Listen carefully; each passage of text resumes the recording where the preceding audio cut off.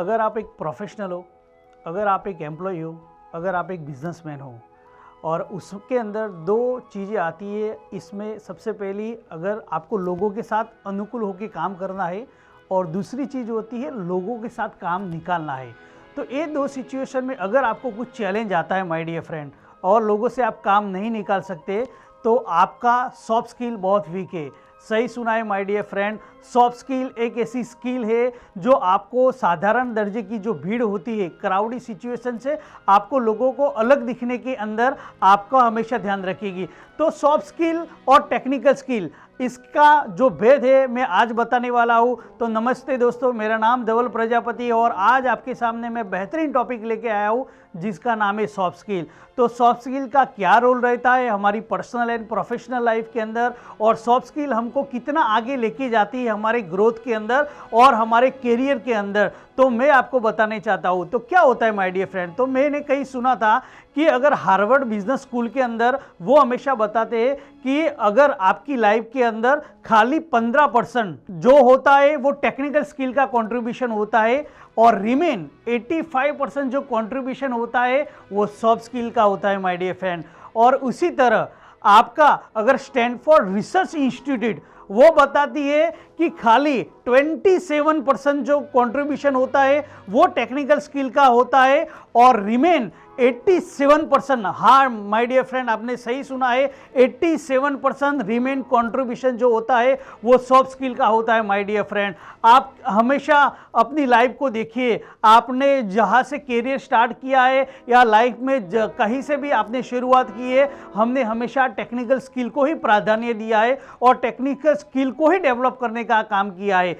तो ये जो संस्थाएं है वो संस्थाएं हमेशा बताती है कि टेक्निकल स्किल और सॉफ्ट स्किल दोनों में बहुत अंतर होता है। सॉफ्ट स्किल की मैं अगर आपको बात करूं तो माय डियर फ्रेंड, अगर आपके करियर के अंदर, अगर आपके प्रोफेशन के अंदर, अगर आपके पूरे ग्राफ के अंदर अगर आपको कुछ डेवलपमेंट करना है और लोगों से अलग दिखना है माय डियर फ्रेंड, तो उसके अंदर आपका सॉफ्ट स्किल के ऊपर ज़्यादा प्राधान्य होना चाहिए। तो क्या है सॉफ्ट स्किल, तो मैं आज आपको बताना चाहता हूँ कि सॉफ्ट स्किल के अंदर क्या क्या चीज़ें आती है। सबसे पहला चीज़ आता है communication skill. Communication is the first step to success. अगर आपका कम्युनिकेशन अगर परफेक्ट नहीं है तो आपके पास कितना भी नॉलेज रहेगा, कितना भी आप देखिए, बहुत सारे लोग आपने अपनी लाइफ के अंदर, करियर के अंदर देखे होंगे, इनके पास बहुत सारा नॉलेज रहता है, इनके पास बहुत सारा टेक्निकल स्किल रहता है, लेकिन उसका कम्युनिकेशन बराबर नहीं है, वो एक लेवल से आगे उनका ग्रो पॉसिबल नहीं है। दूसरी चीज़ माय डियर फ्रेंड वो सबसे इंपॉर्टेंट है, वो है आपकी बॉडी लैंग्वेज। तो बॉडी लैंग्वेज का बहुत ही रोल आपके करियर के अंदर, प्रोफेशनल लाइफ के अंदर है। अगर आपका बॉडी लैंग्वेज सही नहीं है और इसके ऊपर अगर आपने ध्यान नहीं दिया, बोलते हैं ना स्माइल, अगर आपका आप पूरे बोलते हैं ना बॉडी के अंदर अच्छे वस्त्र पहने हैं, पूरा पर्सनालिटी आपका अच्छा बना है, लेकिन अगर आपके मुंह पे स्माइल नहीं है तो सारा चीज़ बोलते हैं ना वो फीका लगता है। इसीलिए बॉडी लैंग्वेज का बहुत ही निर्माण रोल है आपके लाइफ के अंदर। थर्ड चीज़ मैं आपको बताने वाला हूँ रिटर्न कम्युनिकेशन। सही सुना है आपने, रिटर्न कम्युनिकेशन। तो रिटर्न कम्युनिकेशन का कम्युनिकेशन से ज़्यादा है, क्योंकि कही हुई बात माय डियर फ्रेंड आप कहीं ना कहीं भूल सकते हो, लेकिन लिखी हुई बात आपको 100 साल तक याद रहती है माय डियर फ्रेंड। तो अगर किसी को मेल लिखा है, अगर आपने किसी को मैसेज लिखा है, अगर आपने किसी को कोई डॉक्यूमेंट लिख के भेजा है, वो डॉक्यूमेंट सालों के साल तक रहता है और वो डॉक्यूमेंट एक आदमी से लेके हजारों आदमी उसको पढ़ सकते हैं। तो लिखने के एक टेक्निक होती है और उसके अंदर ही आपका पर्सनालिटी निखर के आ सकता है। चौथी चीज मैं आपको बताने जा रहा हूं, आपका प्रेजेंटेशन स्किल।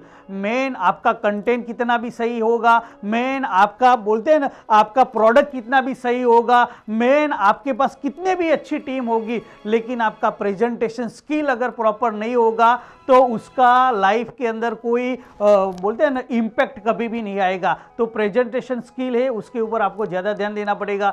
उसके बाद मैं आपको बात करने वाला हूँ team work. Team work is equal to dream work. अगर आपने अच्छे बोले ना, धोनी क्यों दुनिया में महान हुआ है, क्योंकि उसने पहले टीम बनाई और टीम को एक ड्रीम बनाया और ड्रीम को उसने पूरे वर्ल्ड के अंदर और ड्रीम के ऊपर एक्शन लेके काम किया है माय डियर फ्रेंड। तो टीम, ड्रीम और एक्शन, ये तीनों चीज़ों को कम्युनिकेशन के साथ अगर आप बात करोगे तो बेहतरीन आपको रिजल्ट मिलेगा। उसके बाद मैं आपको बात करने वाला हूँ प्रोफेशनल एथिक। अगर आपके एथिक सही नहीं है और प्रोफेशनल एथिक की वजह से आप कितना भी अच्छा रिजल्ट ओरिएंटेड पर्सन है, अगर आप कितना भी अच्छा परफॉर्मर है, लेकिन आपके एथिक सही नहीं है तो आप लंबे आगे नहीं बढ़ सकते। इसके लिए आपके एथिक है, उसके ऊपर आपको काम करना पड़ेगा। उसके बाद बात करने वाला हूँ टाइम एंड मैनेजमेंट स्किल। जो अगर आप बोलते हैं ना, टाइम पंक्चुअलिटी नहीं हो और आपका मैनेजमेंट सही नहीं हो तो डिसिप्लिन के अंदर आपका इम्पैक्ट कभी भी नहीं आएगा। तो टाइम का रोल बहुत है और मैनेजमेंट इसके अंदर अगर सही से आप कर पाओगे तो माय डियर फ्रेंड आपको सफलता मिलेगी। तो लास्ट में आपको बताने वाला हूँ लीडरशिप। तो लीडरशिप जो है माय डियर फ्रेंड सबसे बड़ा अहम रोल है सॉफ्ट स्किल के अंदर।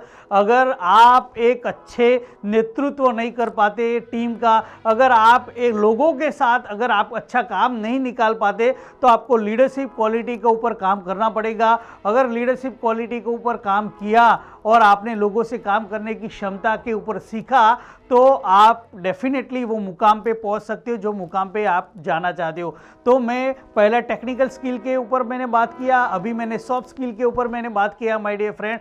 ये सॉफ्ट स्किल के 8 पहलू के बारे में मैंने बताया है और ये 8 पहलू के ऊपर अगर आपने सही से ध्यान दिया तो आप डेफिनेटली, अगर आप एक एम्प्लॉय हो, अगर आप एक प्रोफेशनल हो, अगर आप एक बिजनेसमैन हो, आप जो मुकाम पे हो वो मुकाम पे अगर आपको अच्छा रिजल्ट लाना है तो डेफिनेटली उसके अंदर रिजल्ट ला सकते हो। तो थैंक यू सो मच।